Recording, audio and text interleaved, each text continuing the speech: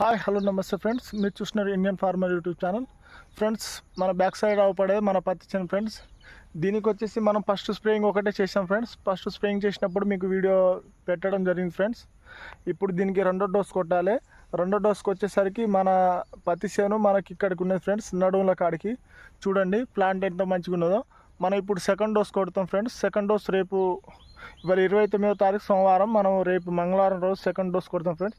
Second dose కొట్టేటప్పుడు మనం video తీస్తాం. ఆ వీడియోలో ఏ ఏ మందులు కొట్టాను కూడా చూడండి ఫ్రెండ్స్.